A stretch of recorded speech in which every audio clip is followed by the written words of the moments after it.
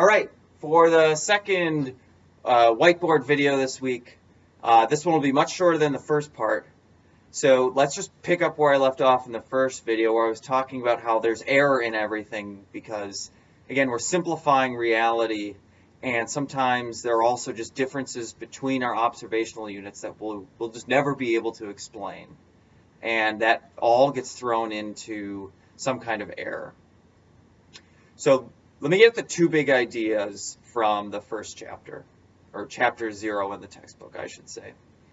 So the first idea is that when we start to explain the thing we care about, the first thing we need is data. We can't do anything in statistics without data. So if we collect a bunch of data, and it's some data set, and you've worked with data before, if we want to try to model what's going on in reality with our data set, we say that that is composed of two things.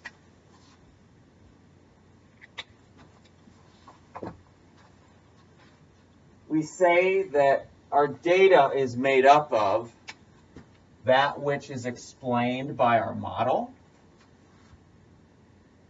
and then obviously anything else that's not explained by the model has to be explained by error.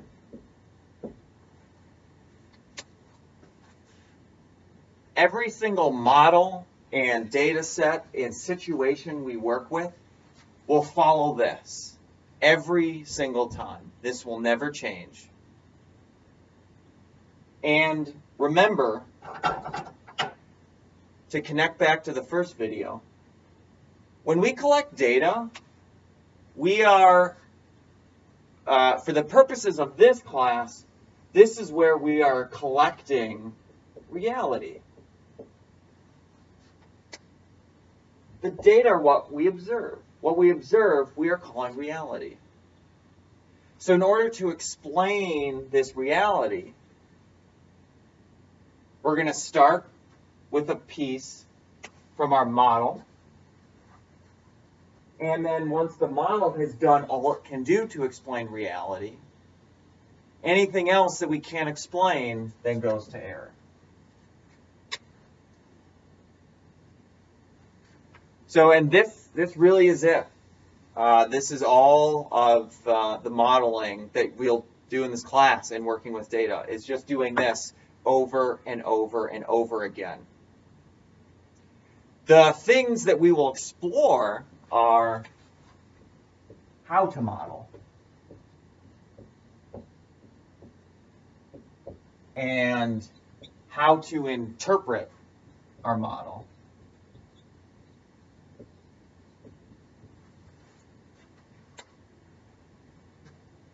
And connecting it back to the thing we care about, we're going to use all this to answer research questions.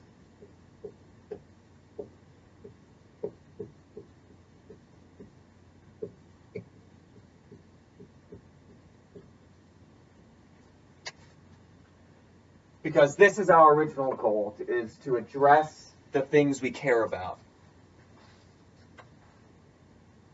And we start by asking a research question for the thing we care about, gathering data, coming up with a model, seeing how well the model does, and then putting the rest in error. And using all that then to answer our research question. That's the big idea now.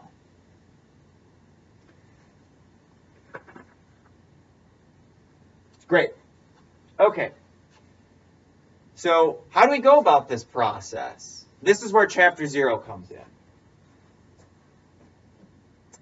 And I'll leave this answer research question up here just to remind us that that's why we're doing this.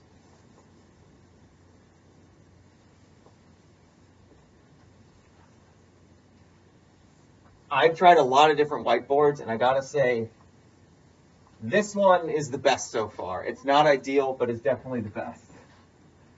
There are some bad ones in this building. They do not erase.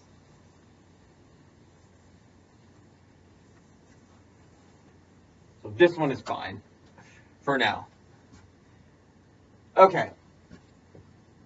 So the procedure that we go about to do this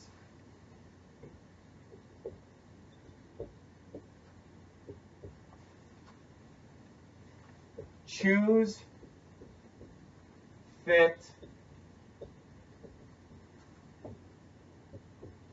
assess, and use. Pretty straightforward.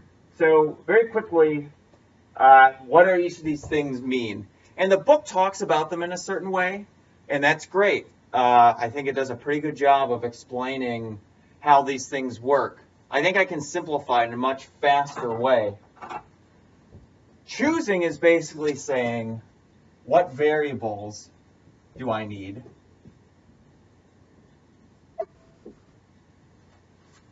Whoop, my battery is getting low. So I will make this quick. What variables do I need? And you'll see this as we go along, but what functional form?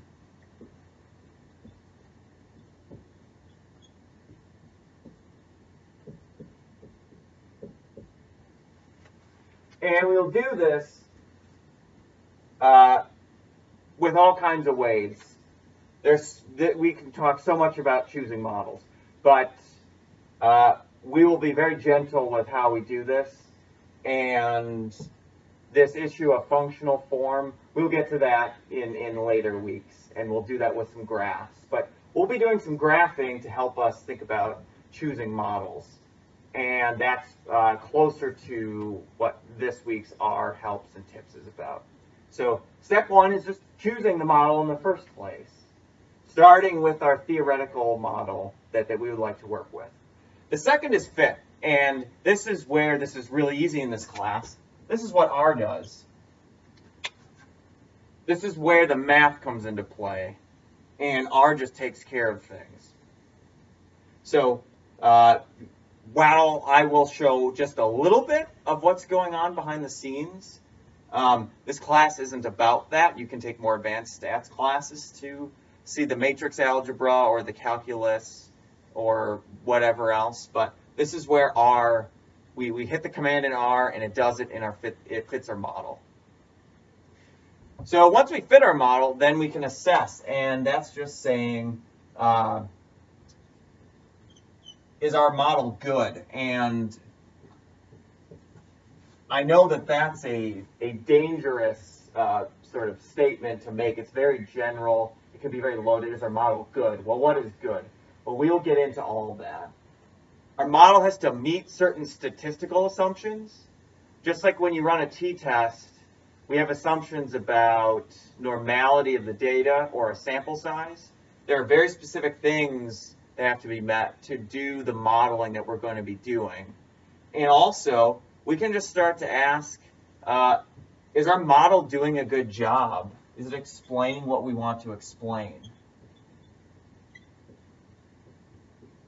So does our model explain things well? So once we assess our model a little bit, and maybe, here's the important thing, we may assess that our model isn't very good. What we're going to be doing a lot of is saying, my model isn't great, so I need to go back to the first step and then repeat these steps again. And maybe I need to go back a second time, a third time, a fourth time, and going through this process of choosing many different models, fitting many different models, and assessing many different models.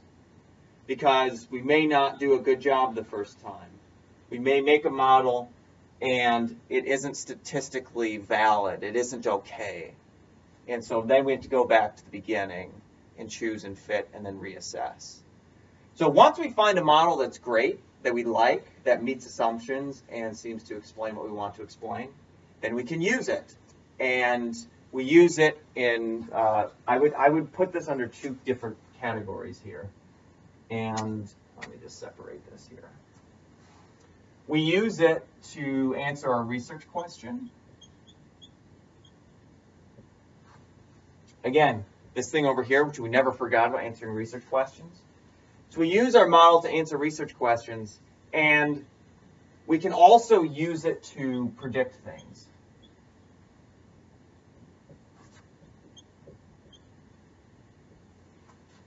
Sometimes predicting things may be a part of answering a research question.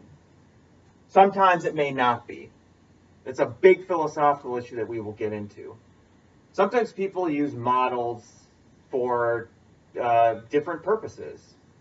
They still are explaining the things they care about, but they may have different objectives. Some people may be very focused on predicting very specific things. Other people may just have a more general purpose for their model. Once you use your model, you're done, and that's it. So, not to belabor any points, but just get yourself in this habit of there's really one global procedure that we're doing over and over again. And it's guided by one philosophy. And the work and the understanding, oh, battery's really low. The work and the understanding goes into the details of choosing, fitting, and then assessing. And that's where we're really going to be spending a lot of our time.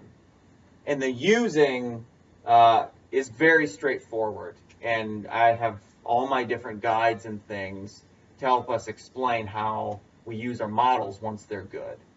And as we start off, I'm not going to throw you into shark-infested waters and say, okay, go find variables to explain stuff. I'm going to give you situations and just have you be comfortable with going through this process and doing the full modeling process. So that should cover the big ideas of where we're going. This is probably the most theoretical set of lectures and ideas, but in my opinion, for classes like this, these ideas get lost right away with students, and because instructors don't spend time emphasizing them. They just go right into, we'll run a model, here are some numbers, and here's what it means. And to me, that totally misses the point of why we're here. So keep all this in mind. Send me questions if it doesn't make sense. I apologize if it was a little wordy, but I just really want to reiterate why we're here a lot so that we don't forget about that when things get a little more detailed and we get more into the weeds of why we're here. Great. Hope this was helpful, and good luck with everything this week. Thanks.